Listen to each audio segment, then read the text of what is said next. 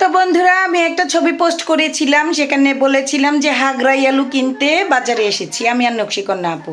তো অনেকে কমেন্ট করেছো হাগরাই আলুটা কি।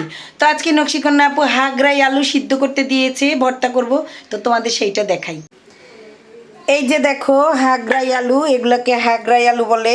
দুই রকমের আলু পাওয়া যায়, আর একটা লম্বা লম্বা যেটাকে জাম আলুও বলি, আর এটা হাগরাই গোল গোল আলু। এটাকে আজকে ভর্তা করা হবে। এই যে আলু ছেলা হচ্ছে, আর এখানে হচ্ছে পেঁয়াজ, শুকনো মরিচ, কাঁচামরিচ সব ভেজে নিচ্ছি হাগরাই আলু ভর্তা করার জন্য। হাগরাই আলু পিষে নেওয়া হচ্ছে। এই হাগরাই আলু ভর্তা করতে কিন্তু এই আঠালো আঠালো ভাব আনতে হবে। হ্যাঁ, তা না হলে মজা হবে না। মানে ঘষতে ঘষতে রাতি পুতি নানি শেষ করে দিতে হবে। এই যে আলু ভর্তার মধ্যে মরিচ আর পেঁয়াজ ভাজা আর শুকনো মরিচ আর কাঁচামরিচ ডলে নেওয়া হচ্ছে। পেঁয়াজ মরিচ আসলে অনেক ডলা হয়েছে, কিন্তু এটা আলাদা একটু রেখে দেওয়া হবে, আর ভর্তার মধ্যে একটু দেওয়া হবে।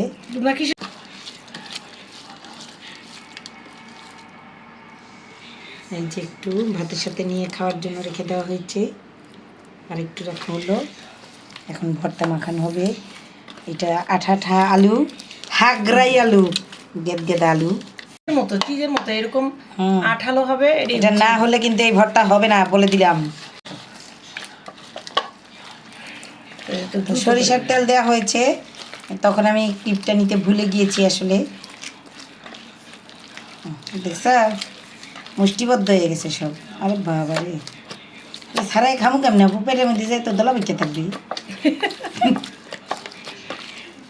এই যে এই আঠালো ভাবটা যদি না আসে এটা কিন্তু হবে না, তো মজা লাগবে না, বুঝছো। হয়ে গেছে। ওই হাগরাই আলু অনেকেই ভর্তা করে, কিন্তু এই আঠা আঠা ভাব আনতেই পারে না। তো আমাদের নকশিকন্যা আপু সেই আঠা আঠা ভাব এনে ফেলে দিয়েছে। আমাদের ভর্তা হয়ে গেছে, জিব্বা দিয়ে লোল পড়ছে। চিজের মতো এরকম লম্বা হয়ে আঠাটা হবে, হয়ে গেছে। এটাই আমাদের জিব্বা দিয়ে লোল পড়ছে, এখন ভাত খাবো। এই হাগরাই আলুর ভর্তা দিয়ে আর আম ডাল দিয়ে ভাত খাবো আমরা আজকে। তো বন্ধুরা, এই যে ভর্তার লুক, আর এই তো আমার ভিডিও শেষ। আর এই যে হচ্ছে ডলা রেখে দিয়েছি, পেঁয়াজ মরিচ ডলা। অবশ্যই এটা নিয়ে খাবি।